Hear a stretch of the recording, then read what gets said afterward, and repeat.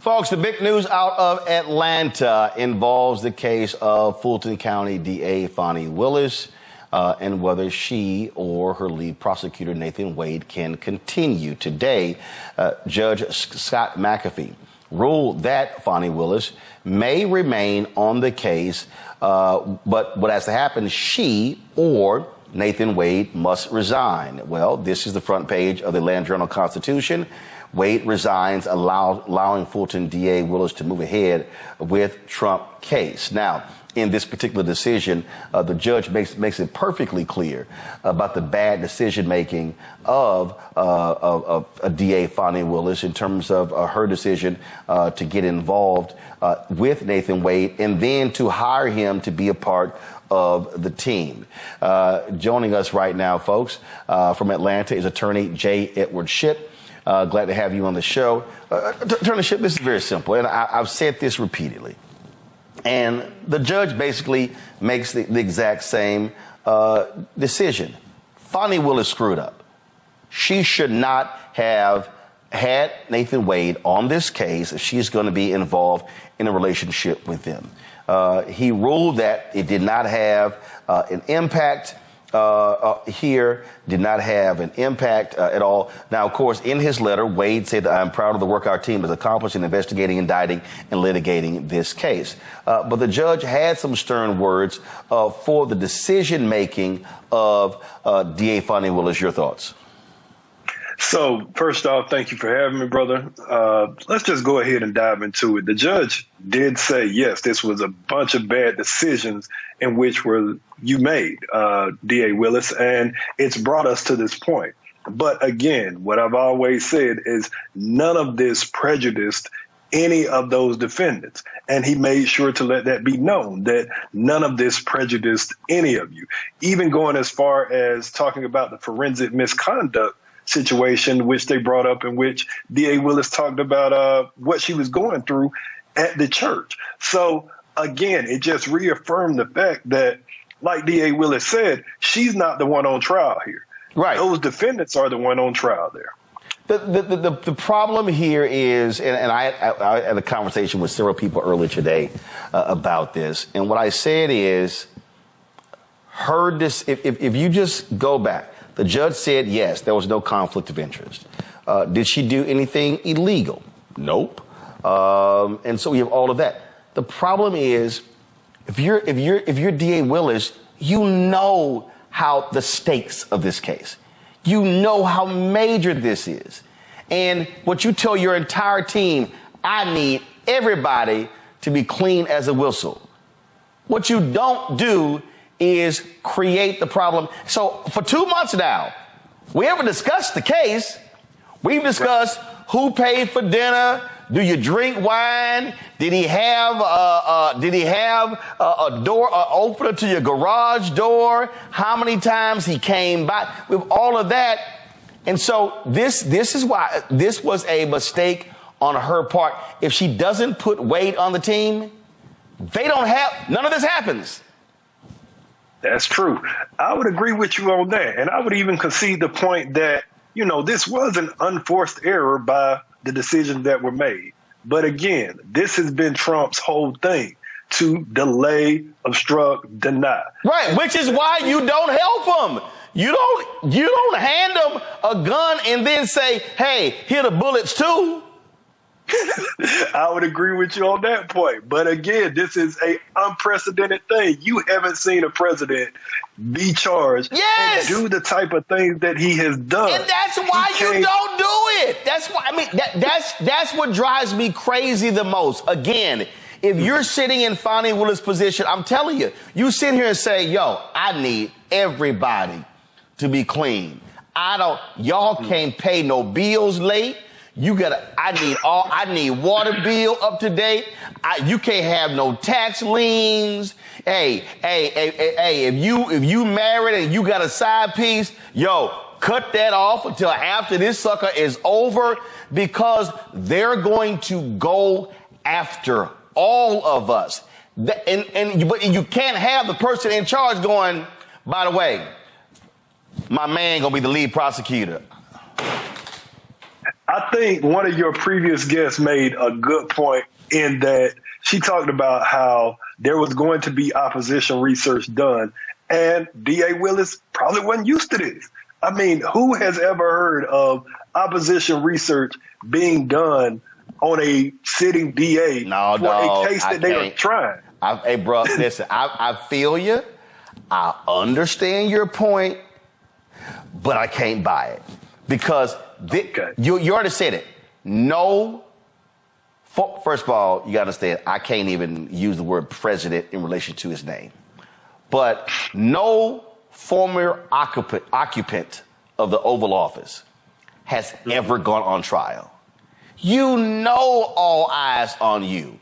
You know, if you Fani Willis, you can't even drive fast.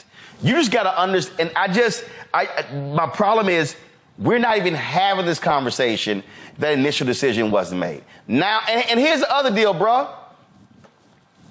When the motion was filed, that's when her and Wade should have got together and they were like, they know. They know. So what did they do? They fought it. Why are you fighting it? Y'all were together. Remember, they fought it. They were going to do the same thing. They were going to do the same thing regardless. If he would have left at that point, they still would have went through with the motion. Well, but here's the deal, though. Remember, they fought the motion, and then the whole dramatic, she shows up, I'm ready to testify, and they're like, well, I guess we're not fighting the motion now. Okay, so to me, okay, right. Well, the moment they filed that motion, look, when she went to that church and didn't deny it, I was like, yeah, they've been knocking the boots. And that's when she should have said, they know, I need you to step down.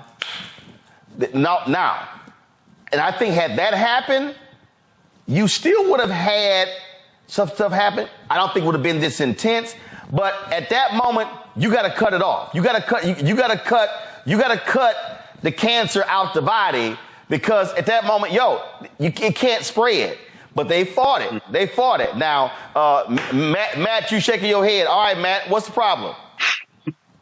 I'll wait till my time, but I think she did the right thing. I don't think she should have immediately canned him, because that would be evidence of impropriety.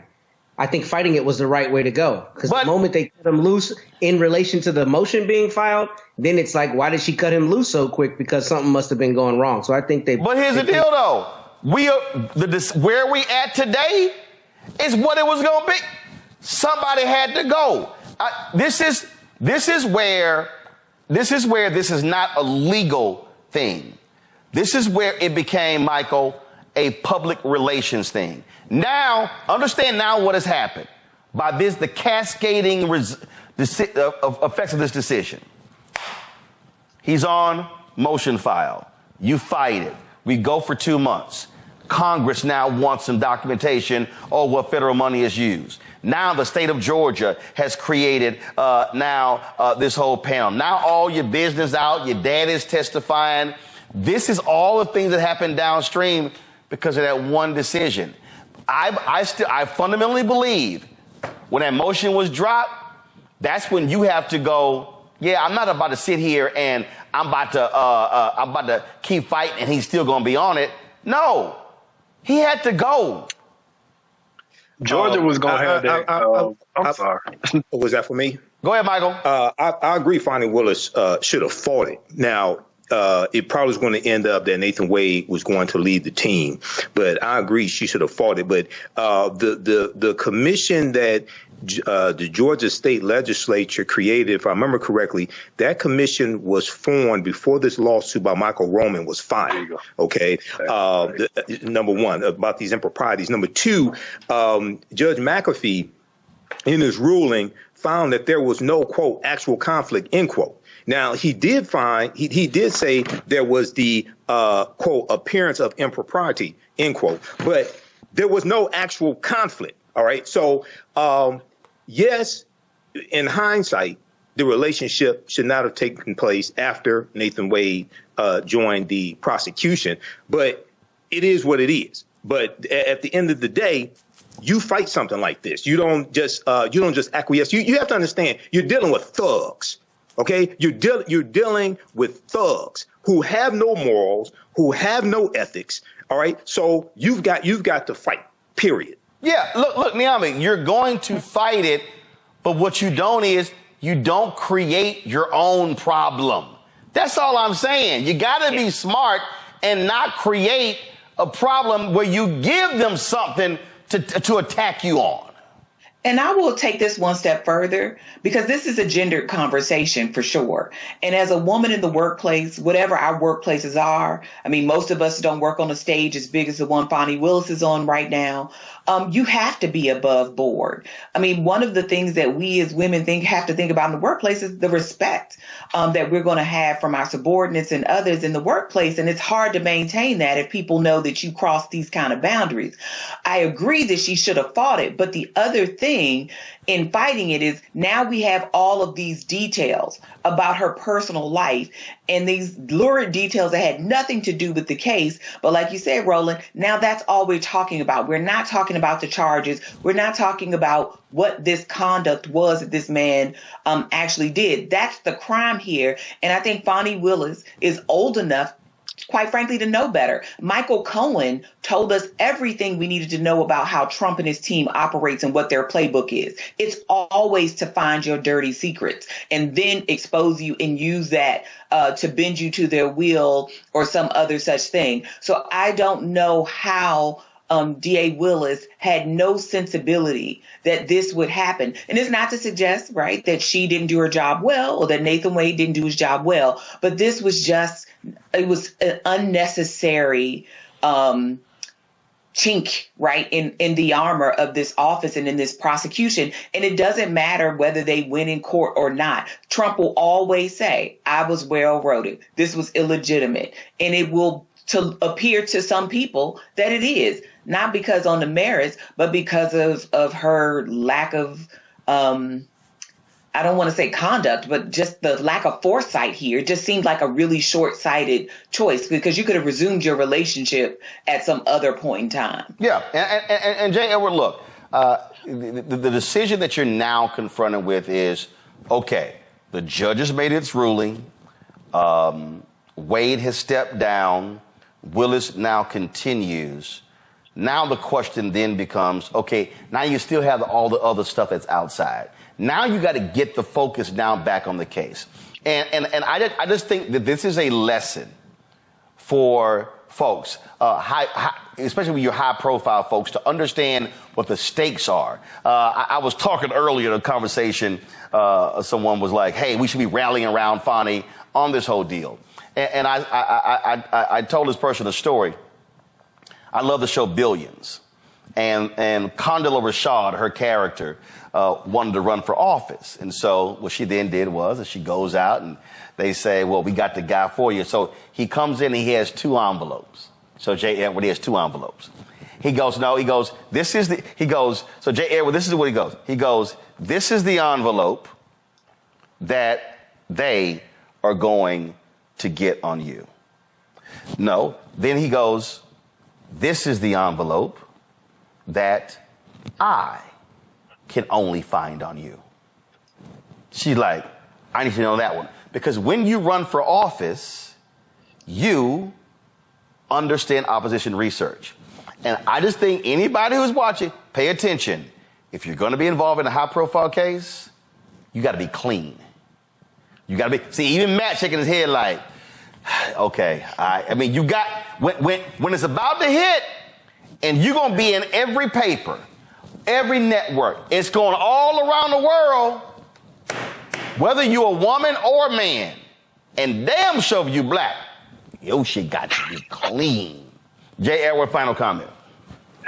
Final comments, man. I agree with you on that. She has definitely put herself in the limelight, and she should have had the foresight to, go ahead and make sure that everything was clean.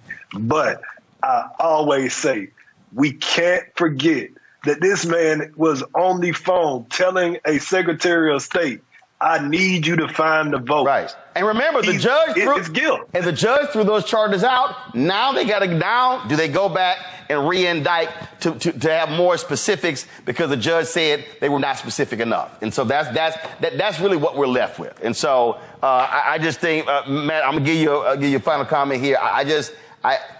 What drives me crazy is that all the focus was on these thugs, and folks were talking about, yo, Fani gonna get his ass, and now we all know her daddy and who they dating and all.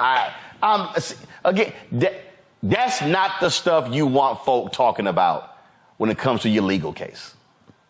It's not a great look, but there are a couple things. First, once they made the accusation, if she acquiesces and says, I'm going to take him off the case, then that looks like an admission of guilt. I wouldn't tell a criminal defense client who's accused of something to do something that makes them look guilty. That's why I think strategically she had to fight it. Secondly, I think it's very obvious that the judge recognized the stakes here because it's uncommon for a county court judge like this to issue a 23-page opinion. He did that to make sure there was cover on the appellate side and to communicate what he saw in the case, because judges can't speak politically on things. But what I think is interesting about that, or can't speak out at all on things, what I think is interesting about that is he absolutely skewered her in this order, saying that there was, quote, an order of mendacity, which means, or odor of mendacity, which means he felt like people were lying. He said her testimony could not be taken at face value. So a lot of your points, I think, are valuable because she attacked her own credibility, not only through doing this, but through how she fought it.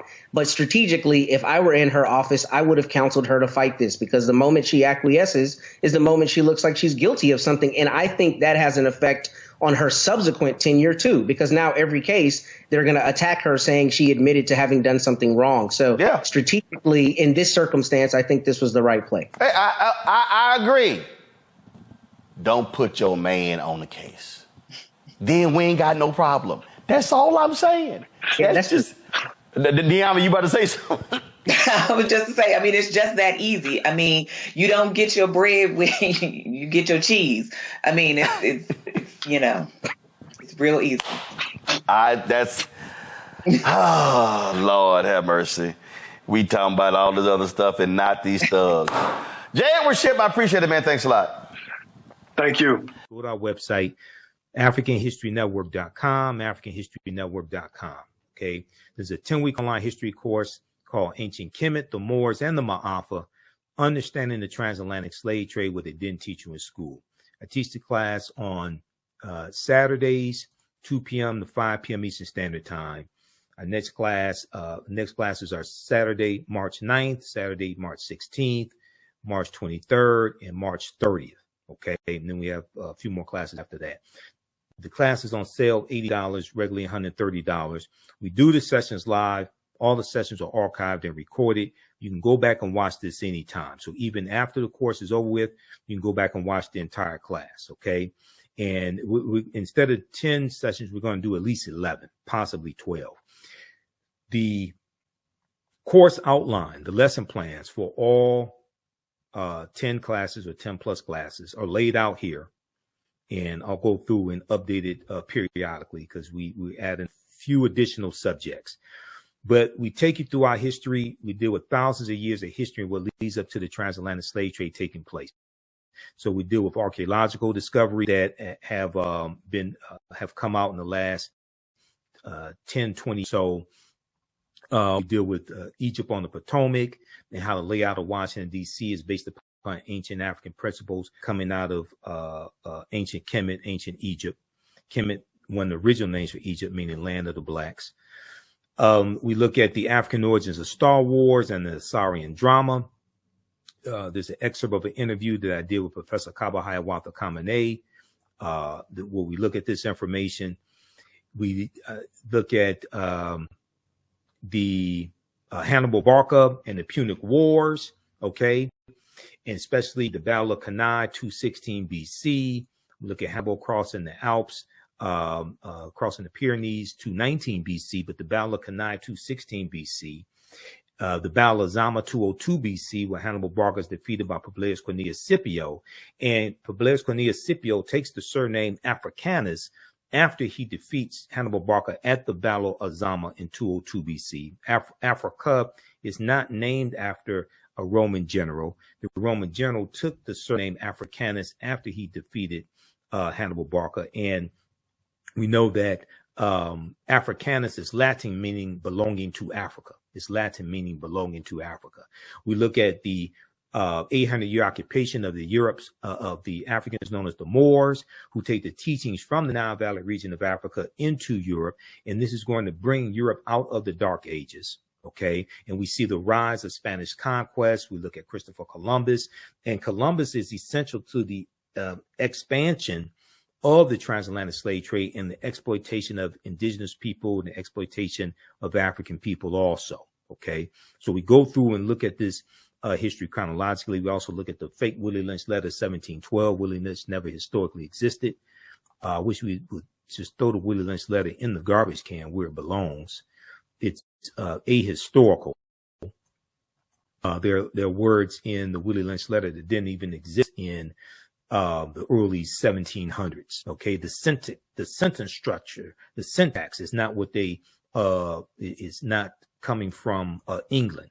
That's 20th century sentence structure, and their words from the 20th century, from the industrial revolution and the automotive industry, things like that, that are in that letter. That was written about 1970 by Dr. Kwabena Ashanti, who's come out and admitted he wrote the Willie Lynch letter, and is Professor Manu Ampim, who I'll be interviewing later this month, who exposed Dr. Kwabena Ashanti as the author of the Willie Lynch letter. It's a fraud. Dr. Kwabena Ashanti meant well, but I think it's done more harm than good. Okay, so you can register for that course at our website, AfricanHistoryNetwork.com. All right, let's continue here. And I posted the information here in the thread of the broadcast as well. You can also email us through the website if you have any questions. Right here where it says contact the African History Network, you can email us through the website right there. You can email us also, okay? And if you want to support us through PayPal or Cash App, let's see, we have a preview of the class here, and we have information for the African History Network show, Sundays, 9 p.m. to 11 p.m. Eastern Standard Time. We broadcast on my social media platforms. And we have our audio podcast on iHeartRadio, iTunes, Castbox, FM Player, TuneIn. It's about 9 different audio podcast platforms. Okay. And you can support us also through PayPal and Cash App right here. $ the AHN show through Cash App, $ the AHN app. Click on the link here. Takes you to our Cash App QR code. And I had to create this graphic because some people set up fake African History Network Cash App accounts. So these other ones out here are fake ones. Our tag is $ the AHN show, SHOW.